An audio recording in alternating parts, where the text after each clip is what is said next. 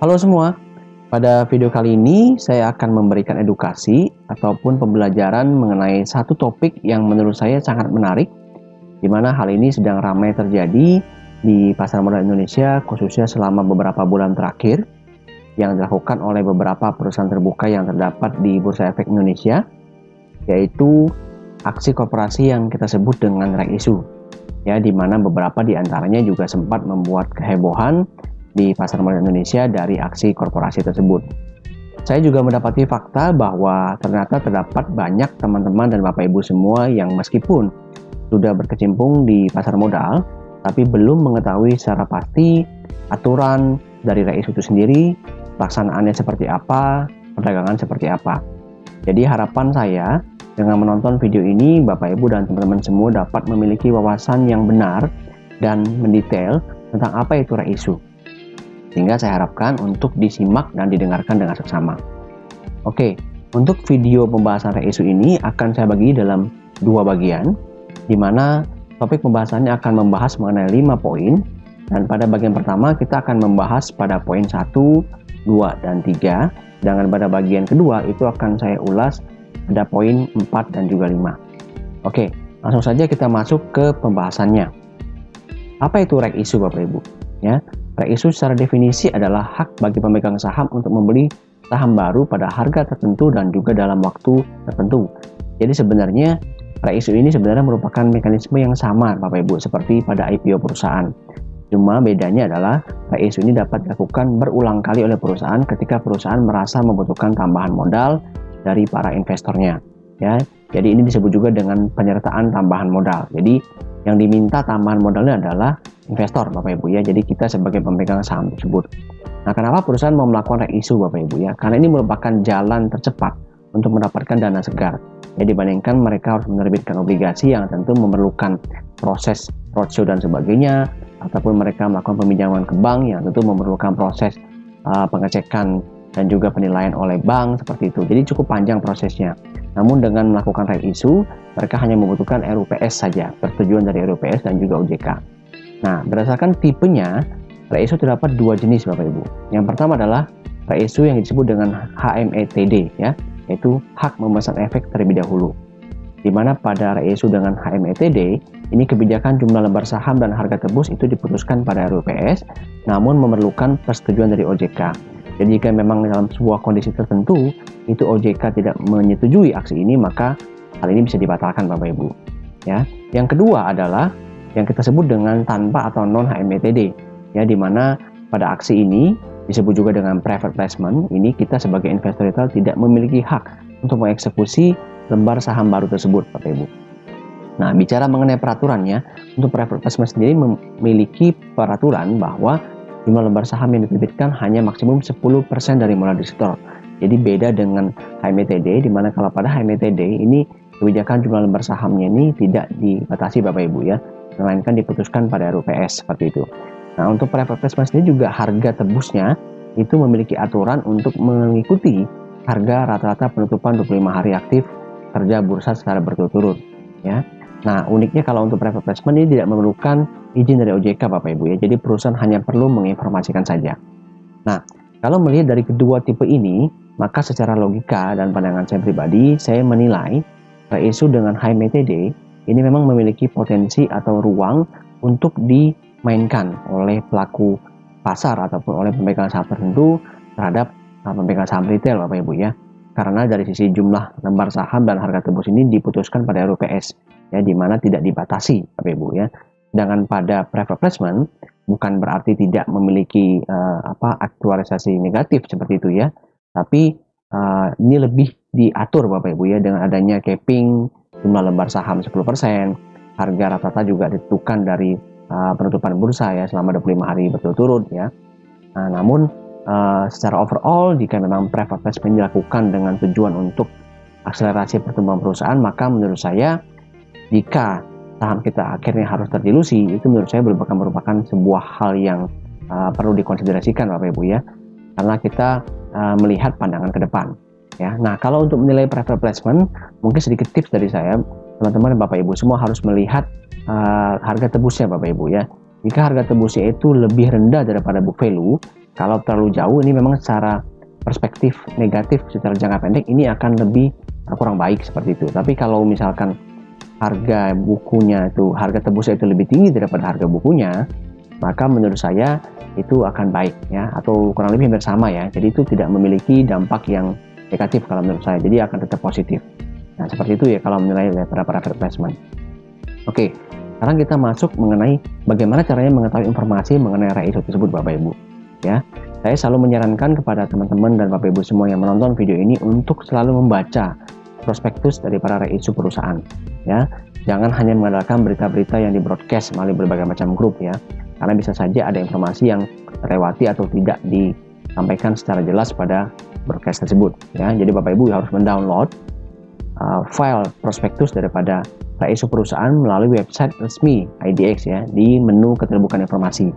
Nah, pada video kali ini karena kita akan membahas mengenai Medco, maka Bapak Ibu contohnya bisa mencoba mengetikkan politik saham Medco pada keterbukaan informasi tersebut ya, dan juga dengan kata kunci aksi korporasi. Maka Bapak Ibu nantinya akan mendapatkan informasi file biasanya berupa PDF ya, yang diterbitkan oleh perusahaan. Nah, isinya kurang lebih sebagai berikut Bapak Ibu ya.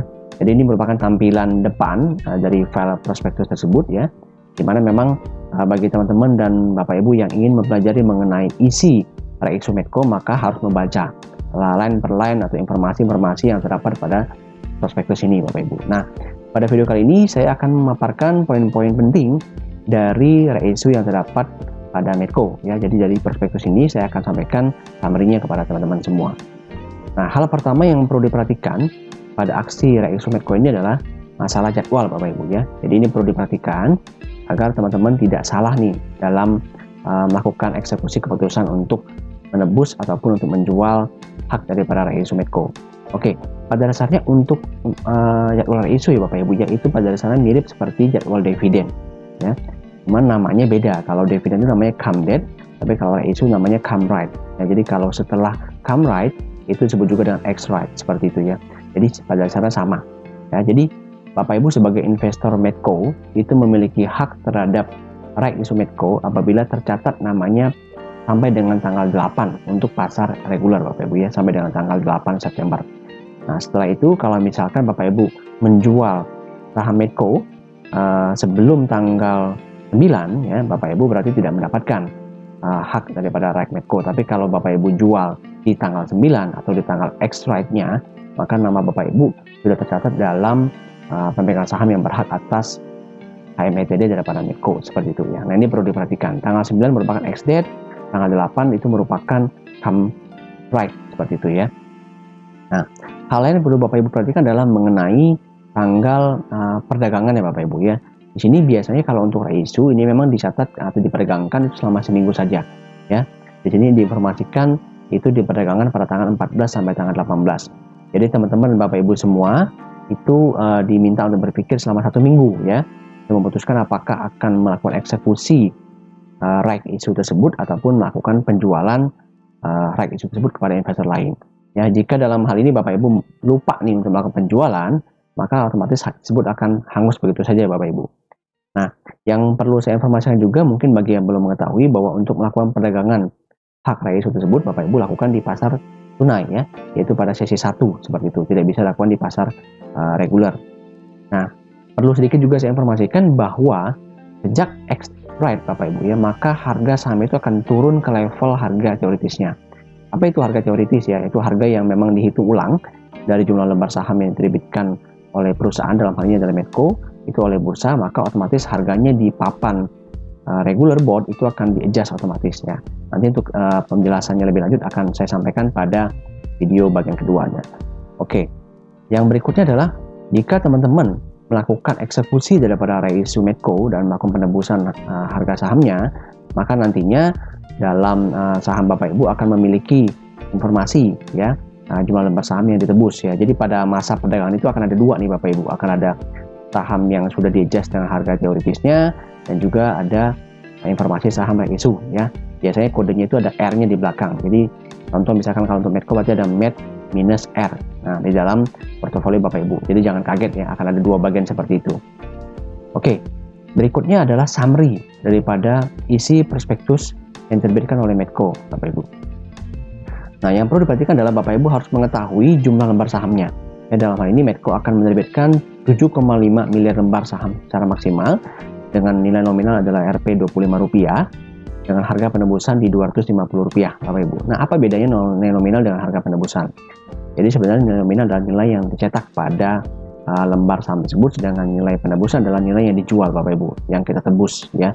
Jadi selisih daripada 250 dengan 25 ini adalah merupakan keuntungan yang nantinya akan dicatat pada pos tambahan modal depositor atau aksio pada laporan ekuitas perusahaan. Dengan target dana yang ingin diperoleh oleh Medco adalah sebesar 1,875 triliun seperti itu. Nah, poin berikutnya yang perlu diketahui adalah Bapak Ibu sebagai pemegang hak daripada RAIC Medco itu nanti akan dihitung sebagai berikut ya. Dengan memiliki 5 lembar saham lama, maka teman-teman dan Bapak Ibu bisa memiliki 2 hak Medco Trade ya. Dimana untuk satu haknya itu dapat membeli 1 lembar saham baru. Jadi contohnya di sini ya, jika Bapak Ibu memiliki 10.000 lembar saham Medco, maka nantinya akan dapat mendapatkan 4.000 hak Medco RAIC yang dapat dikonversikan dengan 4.000 lembar saham Medco. Seperti itu ya, jelas ya. Oke, yang berikutnya adalah tidak terdapatnya informasi pembeli siaga ya. Maksudnya adalah pada aksi reisu kali ini tidak terdapat pembeli siaga yang diberitakan oleh prospektus perusahaan seperti itu ya. Dimana untuk pemegang saham pengendali saat ini yaitu PT Medco Daya Abeli Lestari dan juga Diamond Bridge ini berkomitmen untuk melakukan eksekusi HMCD bagian mereka ya. Jadi ini mewakili 68% daripada dana yang nanti akan diperoleh oleh Medco Energi seperti itu ya. Nah, dimana sisanya nanti pada masa perdagangan itu tentu diharapkan dihasilkan dari kita sebagai publik, sebagai investor retail, sebagai pemegang saham daripada Medco untuk melakukan penebusan seperti itu ya. Dimana apabila masih terdapat sisa, maka secara umum akan diberikan terlebih dahulu alokasinya kepada pihak-pihak tertentu ya, kepada pemegang saham tertentu yang mungkin ingin melakukan pemesanan di luar daripada hak mereka ya. Jadi dialokasikan dulu kepada mereka, dan kalau masih ada sisanya nanti akan dimasukkan kembali ke dalam saham portfolio seperti Bapak Ibu. Nah, sedikit cerita mengenai saham portfolio itu apa sih bagi yang belum mengetahui.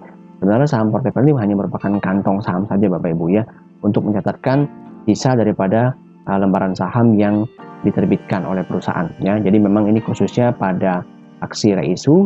Jika terdapat sisa aksi reisu yang tidak terserap sepenuhnya dikarenakan perusahaan tidak memiliki pembeli siaga dalam hal itu, maka akan dimasukkan dalam saham portfolio. Saham portfolio ini tidak memiliki dampak apa-apa Bapak Ibu ya, dimana ini tidak berpengaruh terhadap perhitungan book value perusahaan, ini juga tidak berpengaruh terhadap perhitungan EPS perusahaan. Ini hanya akan berpengaruh terhadap aksi reisu berikutnya ya, karena jumlah lembar saham yang dikeluarkan atau diterbitkan oleh perusahaan hanya maksimalnya adalah sebesar saham portfolio ini. Jadi selama masih ada ini, perusahaan tidak bisa mengeluarkan lebih banyak lagi ya, seperti itu. Oke. Nah, berikutnya yang ingin saya informasikan adalah mengenai informasi dilusi Bapak Ibu. Nah, ini penting ya. Jadi, pemegang saham yang tidak melaksanakan haknya maka akan terdilusi maksimal 29,5%. Jadi maksudnya dilusi seperti apa sih Bapak Ibu? Jadi jika teman-teman Bapak Ibu sebagai investor Medco tidak ingin melakukan penebusan daripada hak reisu Bapak Ibu, maka saham Bapak Ibu nantinya ke depannya itu akan terdilusi maksimal sebesar 29,5%. Artinya, secara perhitungan EPS Bapak Ibu ya, dengan lembar saham yang pertama maka EPS-nya akan mengalami penurunan meskipun laba bersih perusahaan tidak mengalami penurunan. Seperti itu ya. Jadi jika kedepannya terdapat aksi pembagian dividen, maka Bapak Ibu dengan jumlah lembar saham yang sama akan mendapatkan yield yang lebih rendah dibandingkan investor lain yang melakukan eksekusi reisu mereka ya, karena jumlah lembar saham mereka bertambah sehingga otomatis yield mereka akan tetap Bapak Ibu. Nah, itu merupakan dampak minusnya kita sebagai investor retail yang tidak mengeksekusi reisu daripada sebuah saham seperti itu. Oke, bagian terakhir saya akan menginformasikan tips ya membedakan reisu yang benar dan juga yang kurang baik. Sekali lagi ini merupakan sebuah informasi yang penting yang memang saya dapatkan dari pengalaman saya dalam melakukan analisa saham, serta saya juga peroleh dan saya sampaikan dari berbagai macam sumber. Namun sekali lagi ini hanya informasi yang saya sampaikan Bapak Ibu ya, jadi sekali lagi perlu dicermati dengan cermat hal-hal apa saja yang saya utarakan agar tidak langsung serta-merta diambil kesimpulannya ya. Jadi sekali lagi teman-teman dan Bapak Ibu semua harus bisa melakukan analisa secara pribadi dan menggunakan perspektif serta logika dari masing-masing untuk menyimpulkan apakah aksi reisu tersebut bagus apa tidak. Oke, kita langsung saja ke pembahasannya. Yang pertama adalah perhatikan tujuannya Bapak Ibu ya. Jadi tujuannya apa? Ini yang paling penting ya. Apakah melakukan ekspansi, apakah melakukan penambahan modal kerja, ataukah melakukan pelunasan utang yang akan jatuh tempo? Ini semua menurut saya merupakan aksi yang harusnya positif untuk perusahaan ini ke depannya, Bapak Ibu ya. Jadi kalau memang tujuannya positif ya kenapa tidak untuk kita eksekusi isunya. Oke. Yang berikutnya misalkan adalah aksi namanya strategic placement ya, dimana juga terdapat tujuan untuk melakukan kerjasama ataupun membantu pertumbuhan perusahaan ke depannya ya.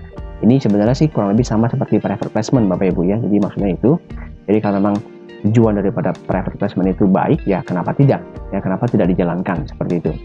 Oke, yang menurut saya agak kurang baik kalau bicara tujuan Bapak Ibu ya, ini adalah apabila terdapat pelunasan hutang dari penerbitan convertible bonds mereka. Jadi mungkin bagi teman-teman dan Bapak Ibu yang belum mengetahui mengenai convertible bonds itu seperti apa, jadi terdapat klausul ketika perusahaan menerbitkan bonds yang di dalamnya terdapat isi bahwa jika perusahaan tidak mampu melunasi bonds tersebut maka akan dikerjakan dengan saham. Nah ini biasanya kurang baik Bapak Ibu ya, karena penerbitan isu ini diharapkan hanya untuk menggantikan atau melunasi hutang tersebut ya. Artinya perusahaan terdesak nih untuk menerbitkan isu tanpa ada kepentingan yang sangat major ya, tapi hanya karena mereka tidak mampu melunasi. Artinya kan kinerja keuangan mereka saat itu sedang kritis ya Bapak Ibu ya. Dan biasanya ini memang kurang baik karena mungkin akan terjadi ya aksi saling tekan menekan dalam hal itu ya. Jadi menurut saya lebih baik hindari kalau ada poin mengenai hal ini. Yang kedua adalah perhatikan besaran dilusinya ya. Jadi terdapat besaran dilusi yang menurut kita adalah normal seperti itu ya. Jadi normal seperti apa? Jadi rasio antara lembar saham lama dan haknya itu misalkan 1:2, 3:1, 5:2, 10:5 itu masih positif Bapak Ibu ya, karena itu merupakan rasio yang normal. Tapi kalau Bapak Ibu teman-teman menemukan perusahaan melakukan rasio dengan rasio yang tidak normal ya, seperti misalkan 5:500 ya, seperti yang terjadi pada Rimo beberapa waktu yang lalu, ini jelas harus dihindari Bapak Ibu ya. Bisa kita simpulkan bahwa ini aksinya tidak baik seperti itu. Nah yang nomor 3 adalah perhatikan informasi mengenai pembeli siaga. Nah mengenai poin ini sebenarnya agak sedikit abu-abu Bapak Ibu ya. Ada beberapa pihak tertentu yang menganggap bahwa jika tidak terdapat informasi pembeli siaga maka sudah pasti akan jelek ya, artinya sahamnya akan dibiarkan turun berantakan seperti itu. Tapi juga ada pihak lain yang menyatakan itu belum tentu ya. Nah kalau saya sendiri akan mencoba memberikan perspektif yang lebih clear kepada teman-teman semua ya, agar nantinya Bapak Ibu bisa mensummarikan sendiri ya seperti apa, karena memang ini tidak ada sebuah teori resmi Bapak Ibu ya, baik poin 1, 2, dan 3 dari teori resminya. Ini benar-benar tergantung daripada perspektif kita memandang dan logika kita mencerna informasi yang kita dapatkan. Oke, bicara mengenai pertama, jika terdapat pembeli siaga, maka kembali Bapak Ibu dan teman-teman semua harus memperhatikan kembali tujuannya apa. Ya, kembali perhatikan poin 1 dan juga poin 2 itu seperti apa. Ya, jika terdapat misalkan tujuan salah satu pemegang saham ini berniat untuk menjadi pengendali baru, kalau menurut saya pribadi, ini seharusnya akan positif Bapak Ibu. Ya, karena jika terdapat perubahan pengendali, tentu logikanya ketika mereka sudah melakukan penyetoran dana yang mungkin tidak kecil ya, mereka tentu akan membawa perubahan positif kepada perusahaan tersebut ya, karena jelas mereka tidak merugi ya. Jadi seharusnya ini adalah sebuah poin plus kalau menurut saya jika terdapat perubahan pengendali. Yang kedua adalah memang terdapat resiko. Nah ini yang perlu diperhatikan. Jadi jika kedepannya memang positif Bapak Ibu ya, namun untuk kita sebagai investor retail, ini memang ada resiko bahwa harga sahamnya cenderung ditekan memang dengan tujuan agar retail kita itu tidak ikut mengeksekusi. Ya, jadi memang di sini mesti dilihat dua sisi. Kalau kita sebagai investor retail yang baru ingin membeli saham Medco, itu memang sebaiknya menghindari terlebih dahulu. Ya, lebih baik menunggu sampai selesai saja isunya. Tapi kalau bagi teman-teman Bapak Ibu memang sudah memiliki saham tersebut, ya sudah. Dengan tinggal keputusan kita kan, karena kalau misalnya HWTD kan ini tidak bisa diatur ya, ini semuanya keputusan dari kita, jadi tergantung dari apa yang teman-teman Bapak Ibu semua harapkan. Oke, jika misalkan tidak terdapat pembeli siaga, dan hal ini terjadi ya di reisu Medco kali ini ya, maka kembali saya tegaskan untuk mempelajari tujuannya, kemudian harga tebusnya bagaimana, serta historical daripada aksi reisu sebelumnya ya, untuk mengambil sebuah kesimpulan. Oke, untuk perhitungan harga tebus, kesimpulannya mengenai reisu Medco nanti akan saya sampaikan pada video bagian kedua ya. Ditunggu saja seperti itu. Sedangkan bagian kedua yang menurut saya kurang baik adalah apabila terdapat indikasi adanya backdoor listing ataupun misalkan tidak jelas statement pembeli siaganya seperti siapa, seperti itu ya. Nah, kalau misalnya ada indikasi adanya backdoor listing, memang ini sebenarnya kurang baik. Kenapa? Karena kita tidak bisa mengetahui secara resmi ini tujuannya seperti apa perusahaan tersebut ya. Jadi bagi teman-teman yang mungkin belum mengetahui apa itu backdoor listing ya, backdoor listing itu merupakan perusahaan private yang ingin membeli saham non private ya, seperti itu. Jadi biasanya mereka cenderung akan membeli dalam jumlah besar, sehingga tentu secara otomatis baik lagi nih ke poin di atas ya, harga sahamnya kemungkinan besar akan ditekan nih sebelum reisu maupun pada masa perdagangan reisu ya, dengan tujuan agar kita tidak ikut mengeksekusi. Nah, seperti itu. Nah, memang ini menurut saya merupakan sebuah hal yang kurang baik seperti itu ya. Oke, saya rasa cukup sekian ya Bapak Ibu ya apa yang saya sharingkan. Saya harapkan teman-teman Bapak Ibu semua dapat kembali memperhatikan semua informasi yang saya sampaikan ya. Jadi kembali perhatikan tujuannya, besaran dilusi serta informasi pembeli siaga sebelum nantinya memutuskan untuk mengeksekusi reisu daripada Medco ya dalam kali ini ya, juga mungkin reisu dari perusahaan-perusahaan berikutnya, karena saya melihat sepertinya tren reisu ini sedang akan ramai kembali karena memang perusahaan berusaha mengamankan kinerja keuangannya di tengah kondisi pandemi COVID ini yang memang belum pasti selesainya kapan. Jadi mereka berusaha mengamankan dulu dananya agar project mereka, agar bisnis mereka dapat tetap berlangsung dengan baik. Oke, silakan teman-teman like, share dan komen video ini untuk kita diskusikan bersama, serta subscribe jika dirasa bermanfaat. Stay tune dan see you pada video bagian kedua. Terima kasih.